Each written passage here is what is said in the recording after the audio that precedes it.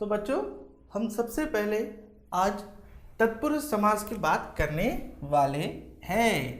तो सामान्य रूप से मैंने आप लोगों को यहाँ पर लिख दिया था कि तत्पुरुष समास क्या होगा, इसे हम कैसे पहचानेंगे।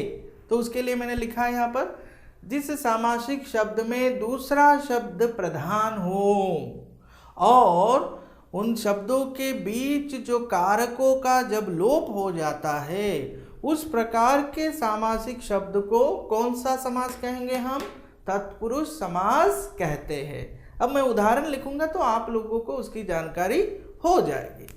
जैसे पहले उदाहरण,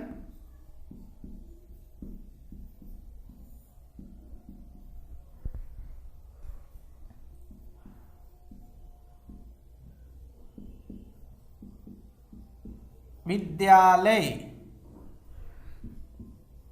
इसका विग्रह करने पर क्या बनता है, विद्या का आलय।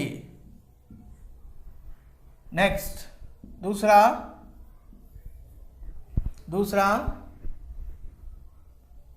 हमने देखा था राम भक्ति, क्या था, राम की भक्ति, ठीक है ना। उसी तरह से हम आगे जाते हैं। अब जो आपको उदाहरण दिया था, राह खर्च, राह के लिए खर्च।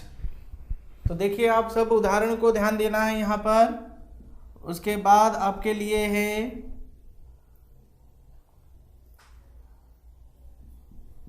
वनवास। वनवास, वन मतलब जंगल, वास मतलब रहना।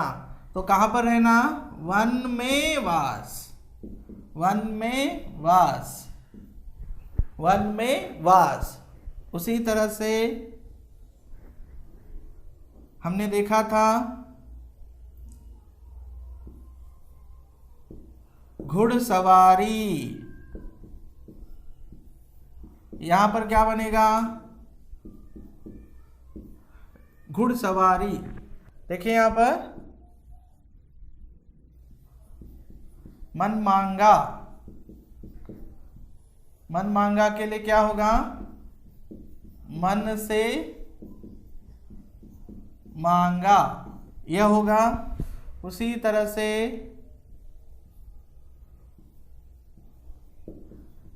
घुड़सवार,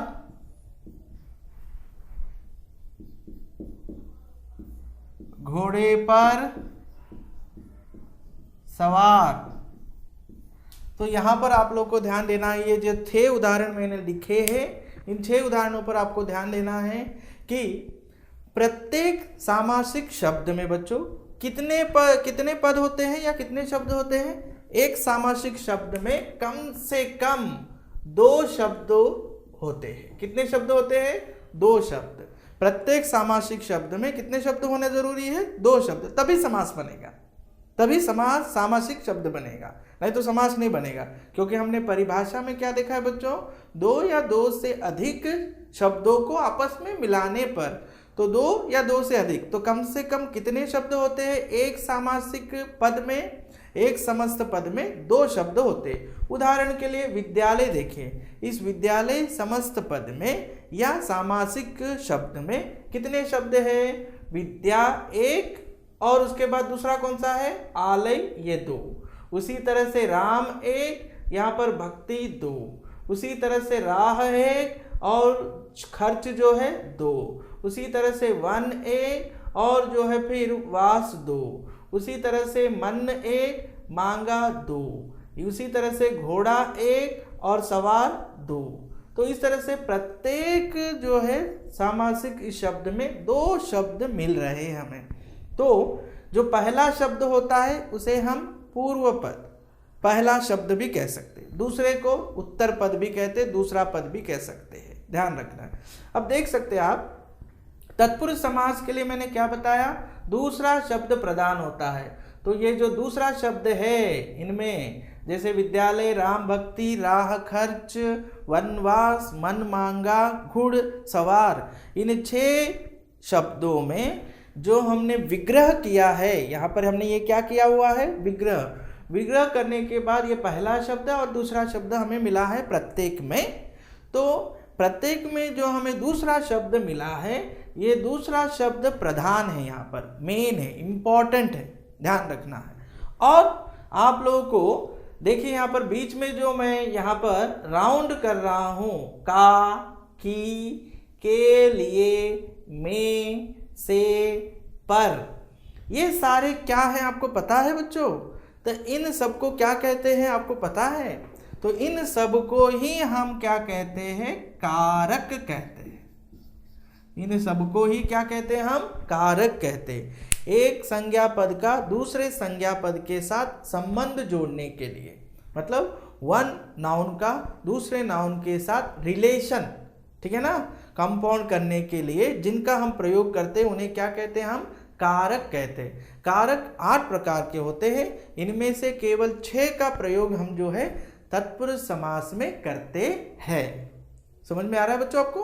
तो देखिए यहाँ पर, तो का, की, के लिए, में, से, पर, ठीक है, ये सारे क्या माने जाते हैं बच्चों, इनको कारक कहते हैं। जब हम इन विग्रह वाक्यों का जो कारक से विग्रह किए गए हैं, इनको अगर जोड़ेंगे तो कारक का क्या हो गया यहाँ पर, लोप। लोप मतलब गायब हो गए, लोप मतलब क्या हो गए, गायब हो गए, ठीक है ना। तो इस तरह से कारकों का लोप होकर जब एक समस्त पद बनेगा, उसे ही हम कौन सा समास कह रहे हैं, तत्पुरुष समास कहते हैं। उसे ही हम कौन सा समास कहते हैं, तत्पुरुष समास। तो तत्पुरुष समास का आइडेंटिफाई करने के लिए हमें वेरी वेरी इंपॉर्टेंट है कारक। मतलब तत्पुरुष समास है या नहीं है, इसकी पहचान आप लोग कैसे करेंगे बच्चों? दिया गया जो उदाहरण है उसका विग्रह कीजिए। पहले विग्रह करेंगे, जैसे हमने यहाँ पर विग्रह किया है, विद्या का आलय, का बीच में जुड़ा, तो इसका मतलब है 2 शब्दों के बीच में का जुड़ गया, कारक जुड़ा। कारक जुड़ने से वो कौन सा समास होगा बच्चों, तत्पुरुष समास। तो जितने भी हमारे कारक है, ये कारक यदि जुड़ गए बीच में, विग्रह वाक्य, विग्रह शब्द के बीच में कारक जुड़ गए, तो समझ लेना है आपको, तो ये कौन सा समास है, तत्पुरुष समास है। ठीक है, तो तत्पुरुष समास की परिभाषा कैसे देंगे हम, कि जिस सामासिक शब्द में या जिस समस्त पद में दूसरा शब्द प्रधान होता है, इंपॉर्टेंट होता है, और विग्रह करने के बाद समस्त पद करते समय कारकों का जब लोप हो जाता है, तो उसे ही हम कौन सा समास कहते हैं, तत्पुरुष समास कहते हैं। समझ में आया? तो बच्चों अब हम तत्पुरुष समास की परिभाषा देखेंगे। परिभाषा, डेफिनेशन, जिस सामासिक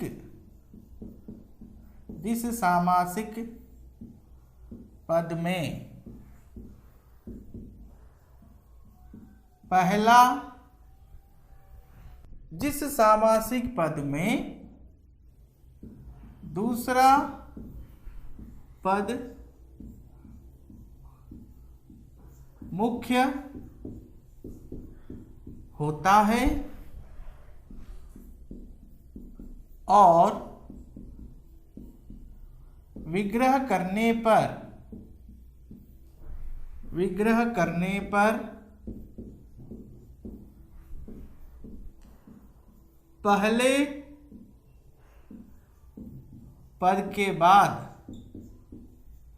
पहले पद के बाद कारक आता है, तो उसे तत्पुरुष समास कहते हैं। उसे तत्पुरुष समास कहते है। तो समझ में आया बच्चों कि क्या है? जिस सामासिक पद में दूसरा पद मुख्य होता है और विग्रह करने पर पहले पद के बाद कारक आता है तो उसे हम कौन सा समास कहते हैं? तत्पुरुष समास कहते हैं। तो बच्चों अभी तक हमने तत्पुरुष समास के बारे में जानकारी ले ली है कि पहला समास हमारा जो तत्पुरुष समास है उस प्रकार की जानकारी ले चुके हैं हम। मतलब तत्पुरुष समास क्या होता है, तत्पुरुष समास किसे कहते हैं, तत्पुरुष समास की पहचान हम कैसे कर सकते हैं, इन सब के बारे में उदाहरणों के द्वारा हमने जानकारी ले ली। अब हमारा दूसरा प्रकार जो है वो क्या है बच्चों? कर्मधारय समास। कर्मधारय समास। कर्मधारय समास। अब कर्मधारय समास को याद रखने के लिए मैंने शॉर्टकट मेथड बताया आपको कि इसमें विशेषण प्लस संज्ञा होता है या फिर उपमान प्लस उपमेय का योग मतलब कॉम्बिनेशन होता है। योग का मतलब क्या है? कॉम्बिनेशन होता है। तो अब हम देखेंगे उदाहरण के द्वारा, आपको इसके बारे में भी जानकारी मैं दूंगा, तो ध्यान देना है आपको। तो बच्चों तो देखिए आप लोग यहाँ पर आपको अब ध्यान देना है कि कर्मधारय समास के बारे में हम जानकारी डिस्कस कर रहे हैं। तो कर्मधारय समास कैसे होगा, उदाहरणों को देखिए। जो उदाहरण दे रहा हूं मैं उस पर आप लोग ज्यादा ध्यान दीजिए तो पता चल जाएगा।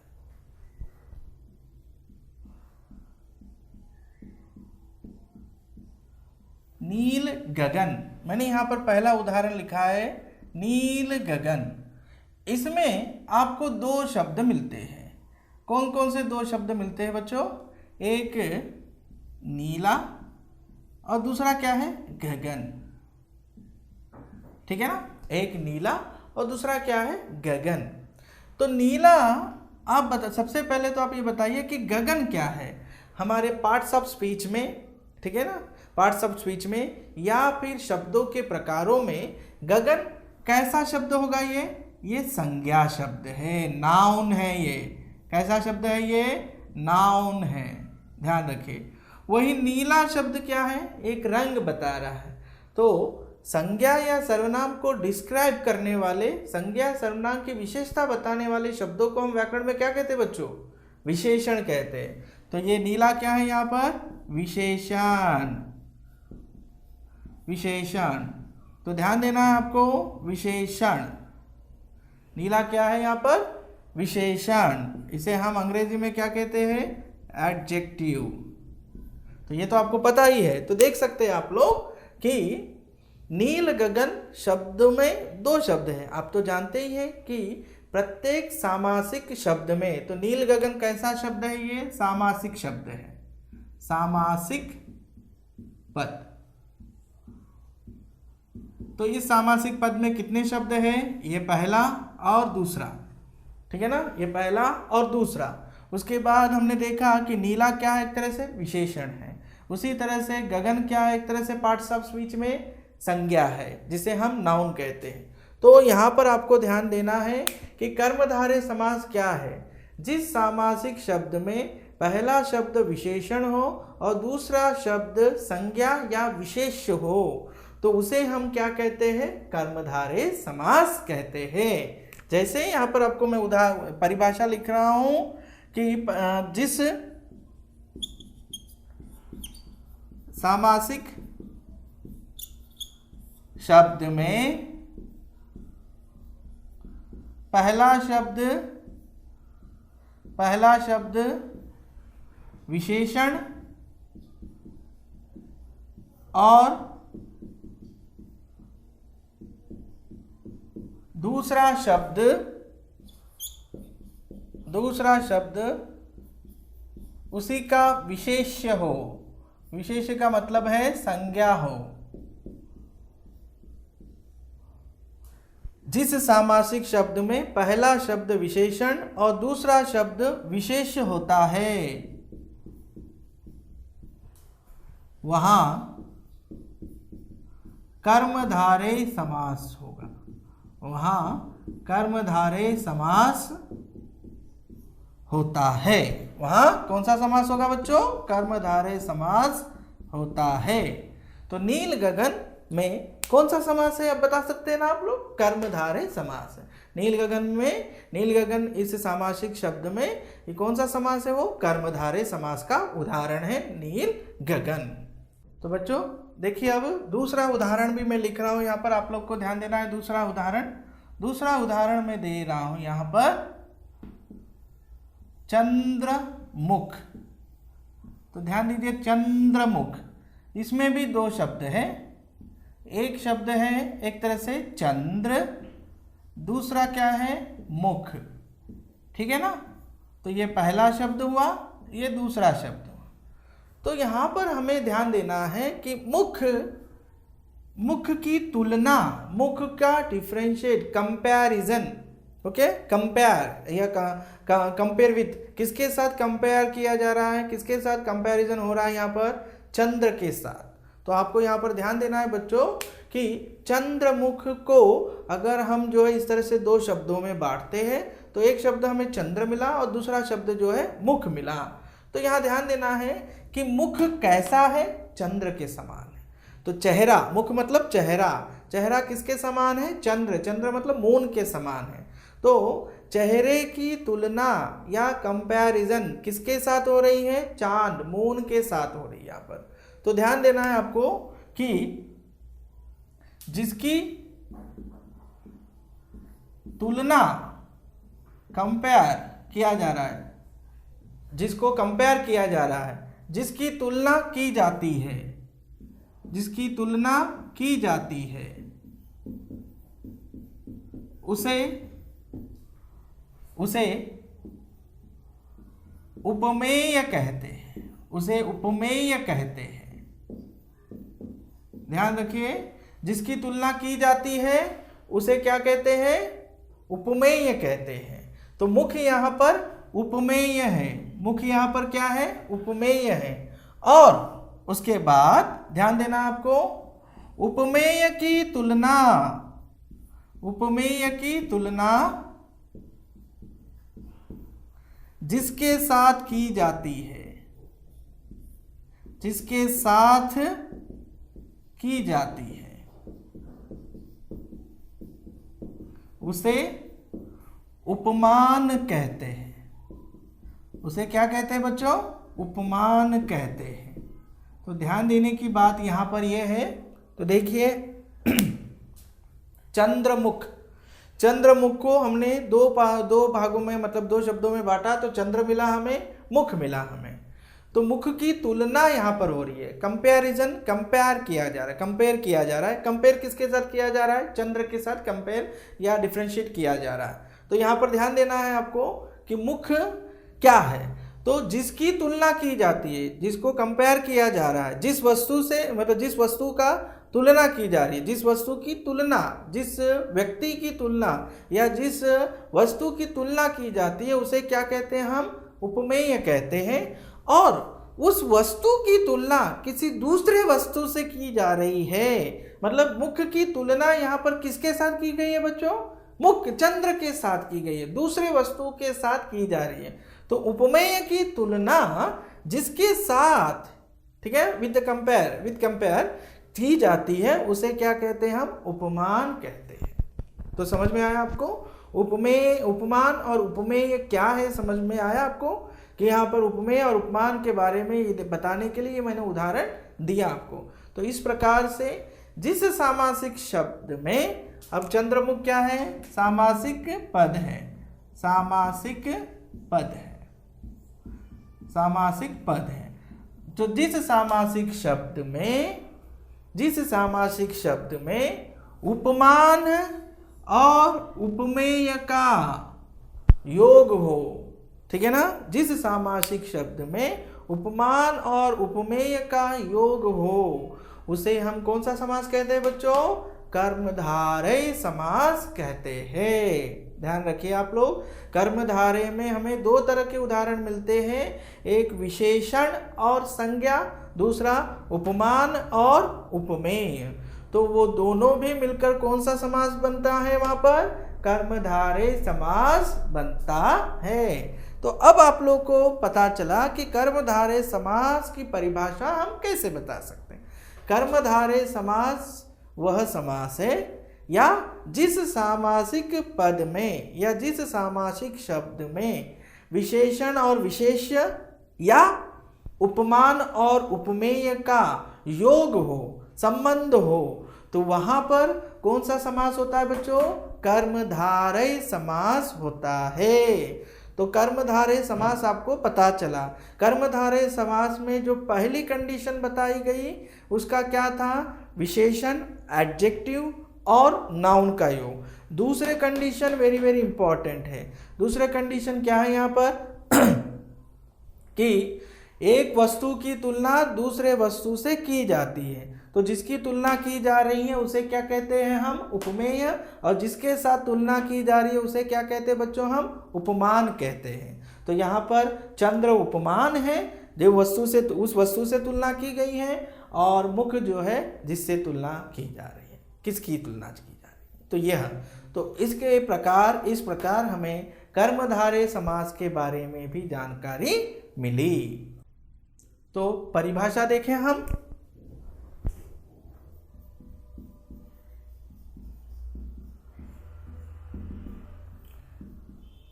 जिस सामासिक पद में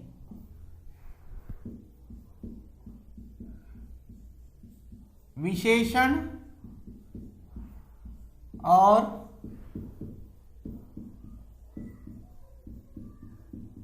विशेष्य का या उपमान और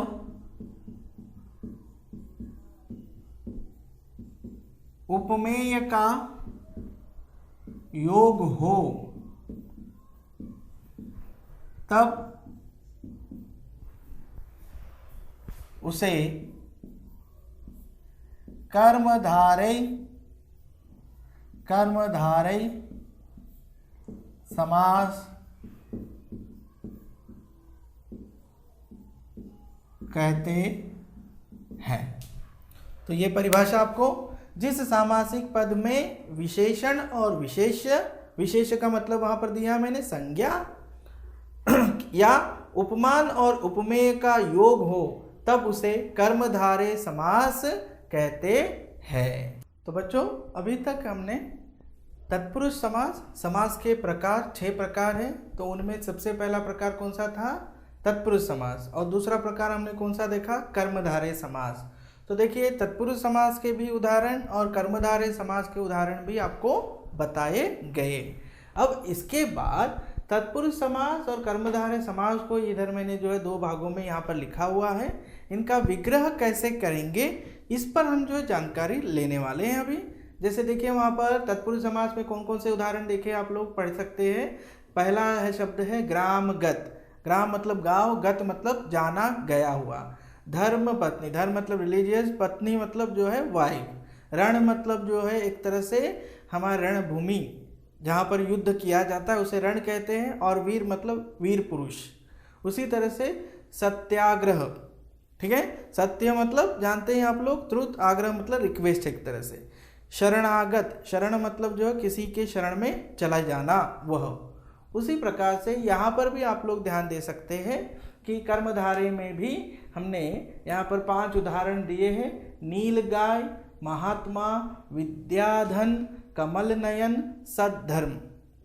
तो इनका विग्रह कैसे किया जाएगा कि आपको पूछा जाएगा, उदाहरण दिए जाएंगे ऐसे और कहा जाएगा कि समास विग्रह कीजिए।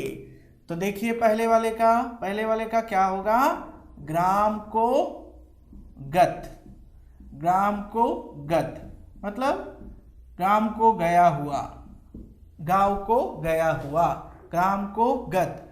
उसके बाद दूसरा क्या है बच्चों, धर्म से पत्नी, धर्म से पत्नी।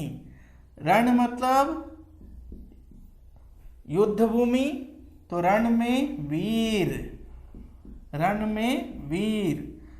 सत्याग्रह का सत्य के लिए आग्रह, सत्य के लिए आग्रह। उसी तरह से शरणागत, शरण में आगत, शरण में आगत। तो इस तरह से हम क्या है, दिए गए शब्दों का विग्रह कर सकते हैं तत्पुरुष समास के अंतर्गत। यह ग्राम को गत, गया हुआ, गत का मतलब गया हुआ। धर्म पत्नी, धर्म से पत्नी। उसके बाद रणवीर, रण में वीर। तो सत्याग्रह, सत्य के लिए आग्रह। शरणागत, शरण में आगत। तो देख सकते हैं आप लोग, यहाँ पर तत्पुरुष समाज में हमें दूसरा शब्द महत्वपूर्ण है, ये हम जानते ही हैं। साथ साथ में क्या है, पहले शब्द के साथ क्या जुड़े बच्चों, यहाँ पर ये सारे के सारे क्या है, बता सकते हैं ना आप लोग, ये सारे के सारे क्या है, कारक है। क्या है ये, कारक है। तो पहले शब्द के बाद कारक जुड़ा और दूसरा शब्द जो प्रधान हो तो उसे हमने कौन सा नाम दिया था, तत्पुरुष समास का नाम दिया था। अब आते कर्मधारय के पास। देखिए यहाँ पर नील गाय, गाय संज्ञा है और नील क्या है, एक तरह से विशेषण। तो नीली, कैसे इसका विग्रह करेंगे, देखिए नीली है जो गाय। तो इस तरह से विग्रह करना है कर्मधारय समास में दिए गए शब्दों का। नीली है जो गाय, इस तरह से। महात्मा, महान है जो आत्मा। तुलना हो रही है यहाँ पर, आत्मा की तुलना, सोल की तुलना महानता से हो रही है। तो महान है जो आत्मा। यहाँ पर देखिए इसे कैसे लिखेंगे हम, विद्या रूपी धन, विद्या रूपी धन। धन मतलब एक तरह से वेल्थ, विद्या का धन नहीं कहेंगे यहाँ पर, विद्या रूपी धन। धन कैसा है, वो विद्या का है। उसी तरह से कमल नयन, तुलना की जा रही है, कमल के समान नयन। नयन मतलब आंखें बच्चों, नयन का मतलब क्या है, आंखें। तो कमल नयन, कमल के समान नयन। उसके बाद सद्धर्म पर आ रहे हैं हम लोग। सद्धर्म, सत मतलब अच्छा, सत है जो धर्म, सत है जो धर्म। तो यहाँ पर सत का मतलब है अच्छा, जो अच्छा है जो धर्म। तो इस तरह से आपको समास के अंतर्गत हम लोगों ने तत्पुरुष समास और कर्मधारय समास, इन दोनों की जानकारी हमने प्राप्त कर ली है कि समास के 6 प्रकारों में इन 2 प्रकारों की जानकारी हमने ले ली है। तो कैसे करना है, क्या करना है, ये हमें पता चला। हम लोग समास पर चर्चा कर रहे हैं। अभी तक हमने समास किसे कहते हैं, समास की परिभाषा, समास के उदाहरण आदि देखे। उसके बाद हम लोग कहाँ बढ़े बच्चों, समास के प्रकारों की ओर बढ़े थे। तो समास के प्रकार कितने हैं, 6 प्रकार है। कौन कौन से बताए थे, याद है आप लोगों को? हाँ, पहला था तत्पुरुष समास, दूसरा था कर्मधारय समास, तीसरा था द्विगु समास, चौथा था द्वंद्व समास, पांचवा था अव्ययी भाव समास और अंतिम है बहुव्रीहि समास। तो अभी तक हमने समास के प्रकारों में बच्चों तत्पुरुष समास और कर्मधारय समास, इन दोनों समासों के प्रकारों की चर्चा कर दी है। अब हम आज आगे बढ़ रहे हैं द्विगु समास। कौन सा समास, द्विगु समास। ये तीसरा प्रकार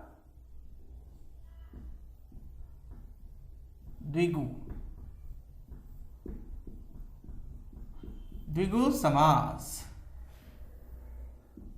तो देखिए द्विगु समास में मैंने आप लोगों को क्या बताया था, एक तरह से कि इसमें पहला शब्द पहला शब्द संख्यावाची होता है। क्या होता है? संख्यावाची। नंबर, जिसे हम क्या कहते हैं? नंबर। संख्यावाची मतलब नंबर। फर्स्ट वर्ड क्या होगा? नंबर होगा। और दूसरा शब्द क्या होगा? संज्ञा। दूसरा शब्द क्या होगा? संज्ञा। तो इस तरह का कॉम्बिनेशन जिस शब्द में हमें मिलेगा, इस तरह का कॉम्बिनेशन जिस शब्द में मिलेगा, उस शब्द में कौन सा समास होगा बच्चों? द्विगु समास। उदाहरण के लिए आप लोग देख सकते हैं, उदाहरण दे रहा हूं मैं, तो ध्यान दीजिए यहां पर उदाहरण। तो देखिए, उदाहरण है तिरंगा।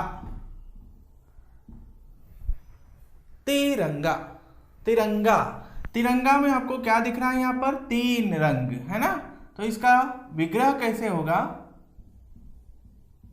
3 रंगों का समूह। इस तरह से 3 रंगों का समूह। तो यहां पर हमें शब्द क्या है? पहला शब्द 3 है, तो 3 क्या होगा? नंबर है या नहीं है? है। उसी के बाद दूसरा शब्द क्या था हमें? रंग। रंग मतलब क्या? एक तरह से संज्ञा हो गया।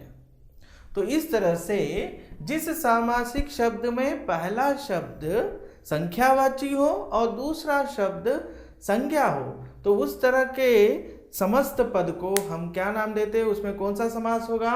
द्विगु समास होता है। इसी तरह के अन्य उदाहरण में लिखूं तो देखिए यहां पर सप्ताह। सप्ताह क्या होगा? 7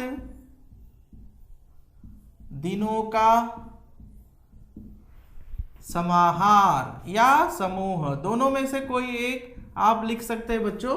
जैसे मैंने पहले उदाहरण में मैंने क्या दिया था आपको कि समूह लिखा है, लेकिन दूसरे उदाहरण में मैंने क्या लिखा है? समाहार। दोनों में से किसी एक शब्द का आप लोग प्रयोग कर सकते हैं। तो ये आप लोग को ध्यान देना है, ठीक है ना। तो सप्ताह मतलब 7 दिनों का समूह, जिसे हम वीक कहते हैं, ठीक है ना। Week, 1 week. तीसरा उदाहरण देखिए, चौराह। तो यहां पर क्या होगा?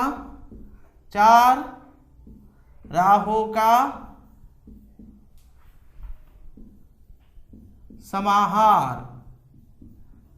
तो यहां पर आप लोग को यहां पर भी का लिखना है, ध्यान देना है।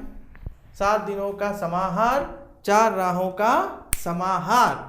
तो इस प्रकार से जिस सामासिक शब्द में पहला शब्द क्या है हमारा? संख्यावाची है बच्चों, और दूसरा शब्द क्या है? एक तरह से संज्ञा हो, तो वहां पर कौन सा समास बनता है? वो द्विगु समास बनता है। तो आप लोगों को परिभाषा समझ में आई, उदाहरण समझ में आए, तो उसी के आधार पर हम अब क्या लिख रहे हैं बच्चों? परिभाषा लिखेंगे। डेफिनेशन क्या होगे? जिस सामासिक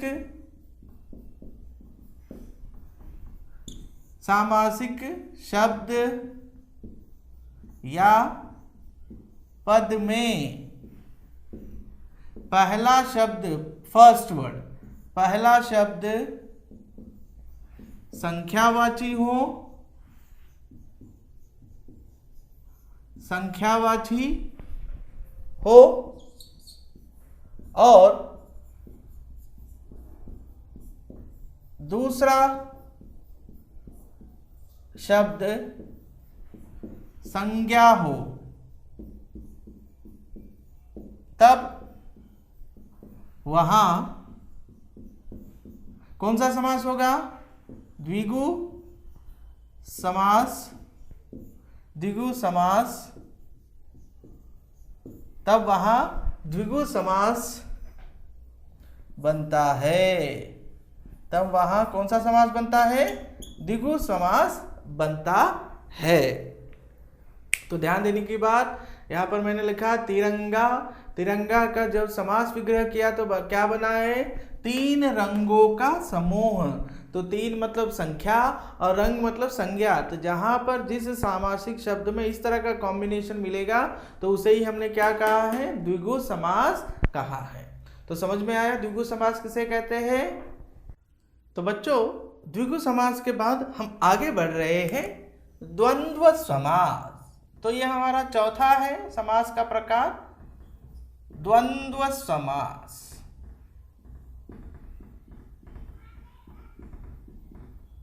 द्वंद्व समास, इसके लिए हमने क्या लिखवाया था बच्चों शॉर्टकट में, कैसे याद करेंगे? दोनों शब्दों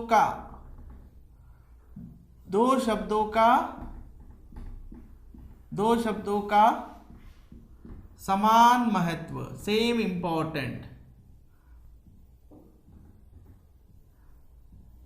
दो शब्दों का समान महत्व जब होता है तो वहां पर कौन सा समास बनता है? एक तरह से द्वंद्व समास बनता है। ये आप लोगों को ध्यान देना है।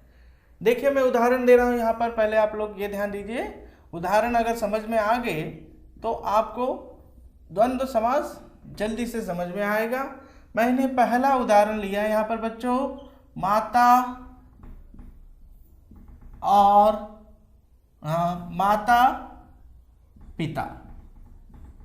माता पिता, इसका जब हम समास विग्रह करेंगे तो देखिए ये बीच में जो है हमारा हाइफन जुड़ा हुआ है, इसे योजक कहते हैं। तो इनके बीच में ये हाइफन चले जाकर बीच में योजक जुड़ जाएगा। जैसे यहां पर मैंने विग्रह किया माता और पिता, तो मुझे बताइए कि माता और पिता इन दोनों के बीच में कौन सा नया शब्द जुड़ा है? और। तो समास विग्रह करने पर तो और आ गया बीच में। तो माता का जितना इंपॉर्टेंट है हमारे जीवन में, उसी तरह से पिता का भी हमारे जीवन में महत्वपूर्ण स्थान है। तो दोनों शब्दों का जब समान महत्व होता है और समास का विग्रह करने पर और बीच में जुड़ेगा और शब्द जिसे योजक कहते हैं, हम कंजंक्शन कहते हैं, जुड़ गया, तो वहां पर कौन सा समास बनता है? द्वंद्व समास। उसी तरह से दूसरा उदाहरण देखिए यहां पर, रात दिन। तो यहां पर क्या बनेगा? रात और दिन। क्या बना यहां पर? रात और दिन। उसी तरह से पाप पुण्य, तो क्या बनेगा? पाप तथा पुण्य। तो आप तथा हो या और हो, एक ही मीनिंग है, यहां पर कोई बदलाव नहीं है। लेकिन जब मैं यह लिखता हूं तो देखिए लाभ हानि, मैंने यह शब्द लिखा तो इसका कैसे बदलेगा? तो लाभ या हानि। तो यहां पर क्या जुड़ा हमारे लिए? या आया, ठीक है ना। मतलब लाभ और हानि नहीं होती है, लाभ के साथ साथ हानि नहीं मिलती है हमें। लाभ मिलेगी या तो क्या मिलेगी? हानि मिल सकती है, कोई ना कोई हम कार्य करते हैं तो। इसलिए यहाँ पर और तथा या और नहीं जुड़ते, तो क्या जुड़ता है यहाँ पर? या जुड़ता है। समझ में आ रही बात बताओ बच्चों? तो इस तरह से तो देखिए यहाँ पर दोनों शब्दों का समान महत्व है, सेम इंपॉर्टेंट है। और समास का विग्रह करने पर योजक जुड़ रहे हैं। समास का विग्रह करने पर क्या जुड़ रहे हैं? योजक। तो योजक कौन कौन से जुड़ेंगे समास का विग्रह करने पर? और, तथा, एवं, और क्या है? और या। ये जब जुड़ते हैं, ये जब जुड़ेंगे तो ये जब जुड़ने से ही जो है कौन सा समास बनता है? यहाँ पर द्वंद्व समास बनता है। तो आप लोगों को पता चला बच्चों कि द्वंद्व समास कैसे पहचानना है। द्वंद्व समास की परिभाषा क्या होगी? जिस सामासिक शब्द में दोनों शब्द प्रधान हो, प्रधान का मतलब है इंपॉर्टेंट हो, इक्वल इंपॉर्टेंट हो, ठीक है ना। जिस सामासिक शब्द में दोनों शब्दों का समान महत्व होता है और समास का विग्रह करने पर बीच में योजक शब्द जुड़ते हैं। ये कौन कौन से योजक शब्द? और, तथा, एवं और क्या जुड़ेंगे? या। यहाँ यह इन योजक शब्दों से जुड़े हुए जो दो शब्दों का कॉम्बिनेशन हमें जो मिलेगा तो वहां पर हम कौन सा समास कहेंगे बच्चों? द्वंद्व समास कहते हैं। तो द्वंद्व समास आप लोग को पता चला। तो बच्चों द्वंद्व समास का हम परिभाषा लिखेंगे। परिभाषा कैसे? तो देखें यहाँ पर द्वंद्व समास की परिभाषा क्या होगी? जिस सामासिक शब्द में दोनों शब्द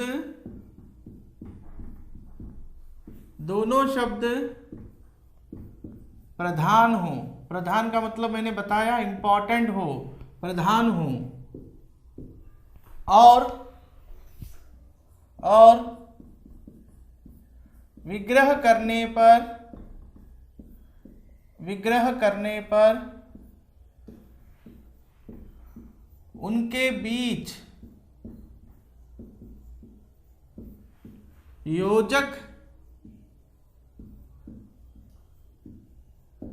जुड़ते हैं तो उसे द्वंद्व समास कहते हैं। उसे द्वंद्व समास कहते हैं।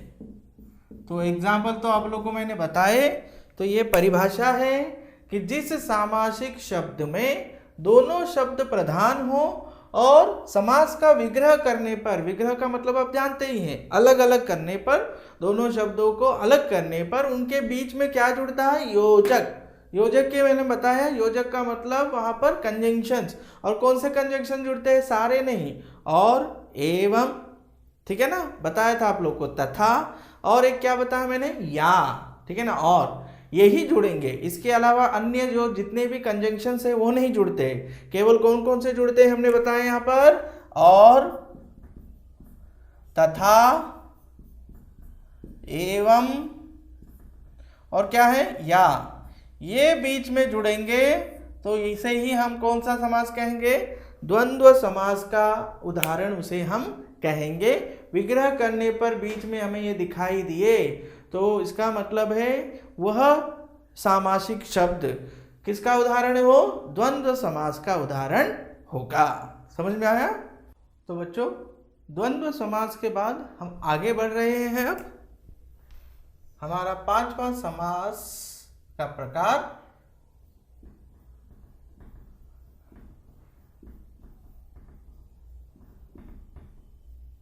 अव्ययी भाव समास। क्या है? अव्ययी भाव समास। तो अव्ययी भाव समास पर जाने से पहले, मतलब अव्ययी भाव समास क्या है, हाँ, इसे अव्ययी भाव समास क्यों कहते हैं, इन सब की चर्चा से पहले हमें यह भी जानना जरूरी है कि अव्यय किसे कहते हैं। ठीक है ना?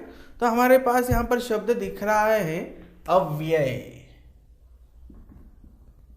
अव्यय, तो अव्यय को ही जो है हम अविकारी कहते हैं। क्या कहते हैं? अविकारी शब्द। तो सामासिक शब्द में तो शब्द ही होंगे, तो अव्यय का मतलब है अविकारी शब्द। अविकारी शब्द का मतलब है जिनका लिंग, वचन, कारक आदि के अनुसार